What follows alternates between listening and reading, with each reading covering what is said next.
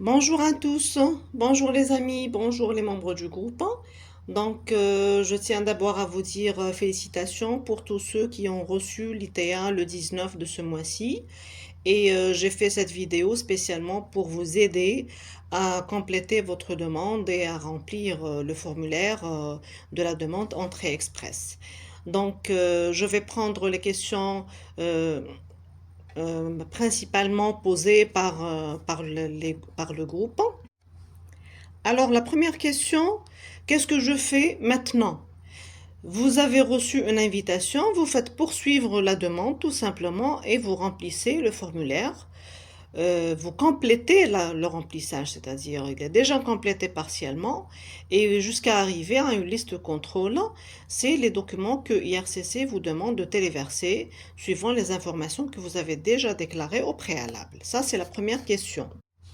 On a aussi une autre question, c'est antécédents professionnels et antécédents personnels. Donc tout ce que vous pouvez prouver, est-ce que tout ce que vous avez déclaré lors de la création du profil comme expérience professionnelle et dont vous avez une lettre de référence et de quoi justifier cette expérience, vous le mettez bien sûr sur antécédents personnels, professionnels, pardon. Et tout ce que vous ne pouvez pas déclarer, donc vous n'avez pas de justificatif pour une raison ou une autre, vous mettez ça sur antécédent personnel. Sur l'antécédent personnel, vous avez à déclarer les 10 dernières années. Donc, vous devez justifier, vous faisiez quoi au courant de ces 10 dernières années. Donc, ça peut être chômage, ça peut être travail, par exemple, mais vous n'avez pas eu de déclaration. Donc, vous n'êtes pas obligé de mettre ça sur le professionnel puisque vous n'avez pas de lettre de référence, etc. Donc, ça, c'est pour professionnel et personnel. Une autre question pour la lettre de référence. Est-ce qu'il faut une lettre de référence ou est-ce qu'un certificat de travail suffit? Il ne suffit pas de mettre un simple certificat de travail. Donc je le dis et je le redis et j'ai même partagé une copie un modèle de lettre de référence sur le groupe. Il faut vraiment se limiter à ce que IRCC a demandé en matière de détails sur la lettre de référence parce que on peut pas mettre quelque chose et on va par la suite recevoir un rejet, ça sera vraiment dommage à ce niveau de la procédure. Donc faites une lettre de référence en bonne et due forme. Bon, il y a beaucoup de personnes qui posent la question sur le cachet de l'établissement ou le cachet du chef de service, etc. Bon, bien sûr, vous travaillez dans une société. Il faut avoir le cachet de cette société. Si maintenant le cachet du chef de service, c'est un cachet global, donc vous trouvez les références de la société, le département, le nom de cette personne sur le même cachet, mettez ce cachet. D'accord? Le principe, c'est d'avoir les informations de la société sur le cachet et les informations du signataire sur ce cachet. Bon, il y a aussi autre chose. Il y a une personne qui me dit, est-ce que le cachet de la société suffit? Est-ce qu'il faut absolument la griffe du chef de service ou la griffe du signataire?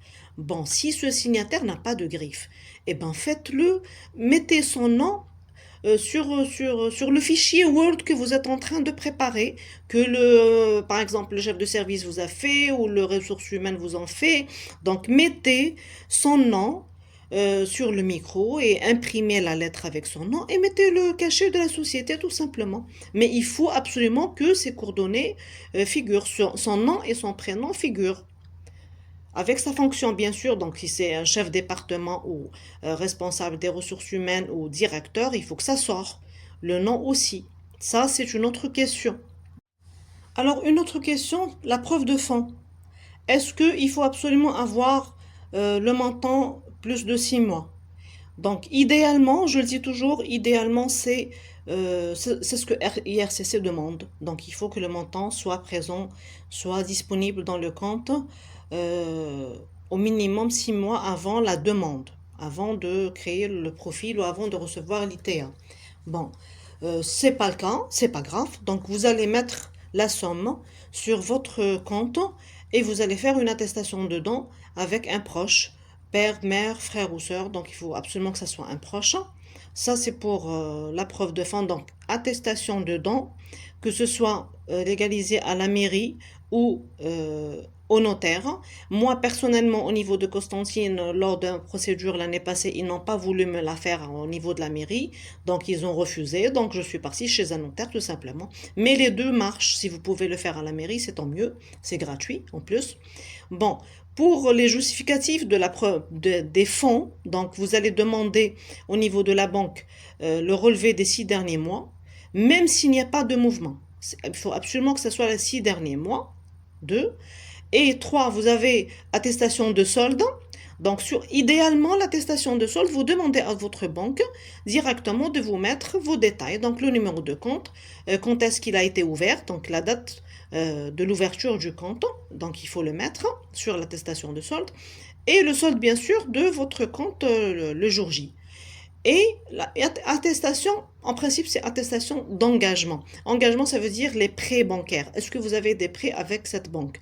Donc, s'il n'y a pas de prêt, ils vont vous faire attestation de non-engagement. Voilà, donc c'est ça les documents demandés par IRCC au moment de téléverser vos documents. Donc, vous devez justifier. Bon, pourquoi je vous dis il faut mettre les informations directement sur l'attestation de solde? Parce que, à défaut, vous allez demander à votre banque une lettre comme quoi ils attestent que vous avez un compte chez eux avec tel numéro et il a été ouvert avec telle date. D'accord? À telle date, pardon. Donc, pour moi personnellement, pour mon expérience personnelle, ma banque, elle m'a délivré un papier, un seul document. Un seul document, ils ont inclus le tout. Donc, c'est une attestation. Donc, sur cette attestation, ils ont mis que Madame Samira a un compte ouvert au niveau de notre agence.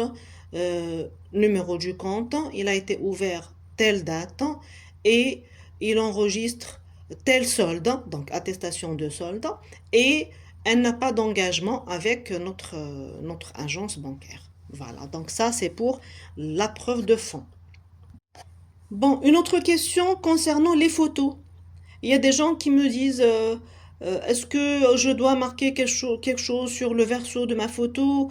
Le photographe, il m'a dit qu'il faut mettre le cachet, etc. Moi, je vous dis non, c'est pas à ce niveau de la procédure. À ce niveau, vous demandez à votre photographe de vous remettre une copie numérique de votre photo. Donc, moi, personnellement, il m'a remis toutes les photos de toute ma famille sur un flash disque. Bien sûr, il respecte les exigences de IRCC en matière de résolution et de dimension de la photo, bien sûr. Vous précisez que c'est pour résident permanent canadien, parce que là, euh, moi j'ai vu directement chez le photographe où j'ai fait mes photos, ils ont tout simplement un logiciel. Donc il n'a qu'à sélectionner tout simplement le type de demande et le logiciel, il lui donne directement les dimensions et la résolution et c'est passé le plus normalement du monde.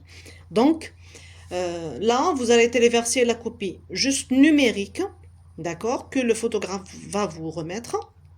Et par la suite, à la fin de la procédure, quand vous allez recevoir le PPR, vous allez refaire les photos, redemander à ce photographe de vous imprimer d'autres photos avec d'autres dimensions. Donc, on va parler de ça au moment voulu. Et vous allez mettre au verso les informations, etc. pour chaque membre de famille et envoyer avec les passeports. Donc ça, on n'est pas encore là. Maintenant, on est juste au niveau numérique de la photo, il vous le donne et vous téléversez directement. Voilà, ça c'est pour les photos. Bon, une autre question concernant les traductions.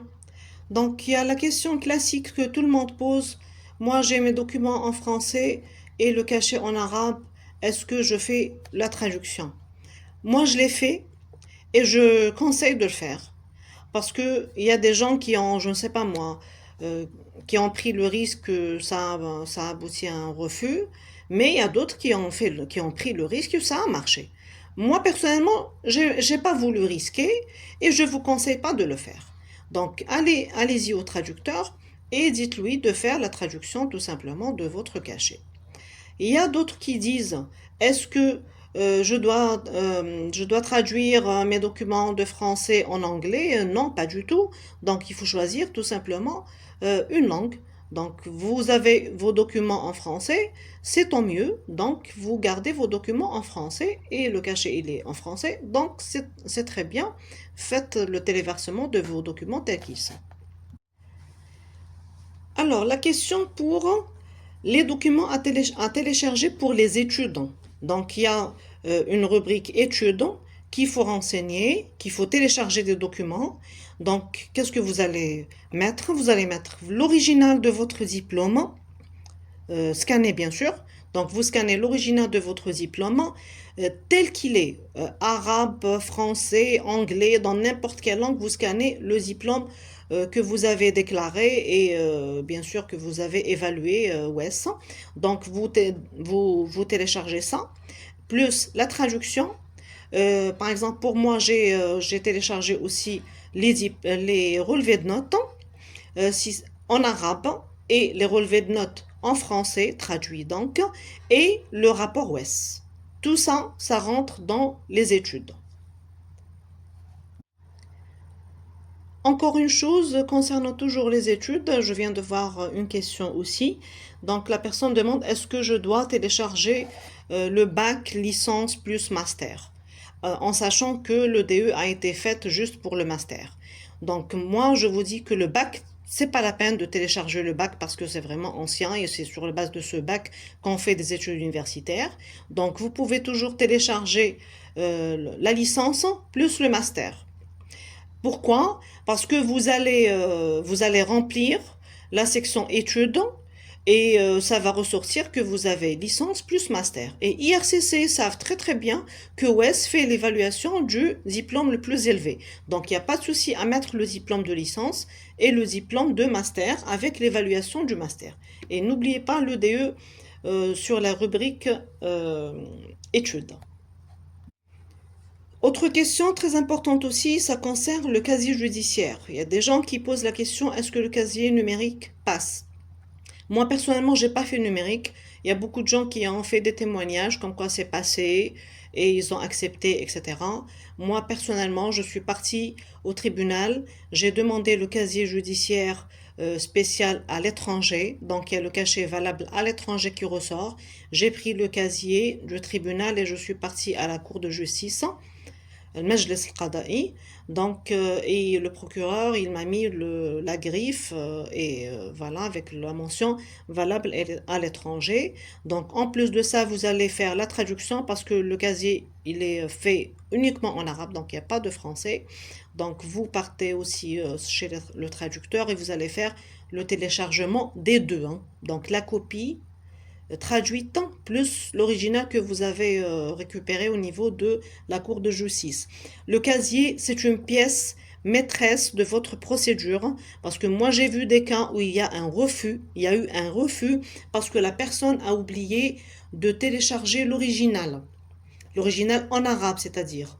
Donc la personne a téléchargé tout simplement la copie traduite et ils ont reçu, cette personne, pardon, elle a reçu un refus parce que elle n'a pas mis l'original. Donc faites attention à ça, s'il vous plaît. La question aussi concernant le conjoint, pour justifier son expérience professionnelle, est-ce qu'il doit fournir une lettre de référence? Eh ben, la réponse est non. L'expérience professionnelle du conjoint, elle est très facile à justifier. Il suffit de téléverser une attestation de travail s'il travaille toujours ou un certificat de travail si c'est une expérience ancienne. Bon, si vous voulez rajouter les fiches de paye pour son poste, il n'y a pas de souci, mais ce n'est pas une obligation.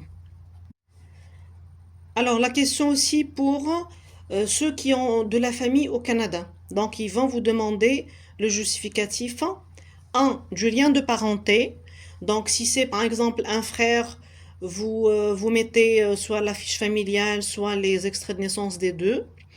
Ils vont vous demander aussi de justifier son statut au Canada. Donc, s'il est citoyen, ils vous envoient la citoyenneté. Si c'est résident permanent, ils vous envoient la carte de résident permanent et ils vont vous demander aussi le justificatif de la résidence, comme quoi il réside réellement ici au niveau du Canada. Donc, il peut vous envoyer son bail de location, une facture d'électricité par exemple, une facture de téléphone. Tout ça peut justifier comme quoi il réside réellement. Bon, le bail de location, ce sera le mieux. C'est le mieux document, c'est le meilleur document possible dans cette rubrique. Une autre question concernant le passeport. Donc, vous téléversez uniquement les pages où il y a des cachets de la douane. Les pages vierges, c'est pas la peine de les téléverser parce que j'ai vu une question sur le groupe dans ce sens. C'est pas la peine de scanner toutes les pages de vos passeports, hein. La visite médicale. La visite médicale préalable n'est pas exigée par IRCC depuis octobre ou septembre 2023. Donc, il faut télécharger juste une feuille blanche et attendre les instructions. Donc, dès que vous allez soumettre votre demande, et bien sûr avec le paiement, vous allez recevoir un AOR, un accusé de réception, et à partir de cette date, il faut compter dans 5 semaines au minimum, vous allez recevoir des instructions pour aller faire votre visite médicale et IRCC, ils vont vous donner un lien pour choisir le médecin parce que c'est pas n'importe quel médecin qui va vous faire la visite médicale. Donc il faut juste à ce niveau télécharger juste une feuille blanche.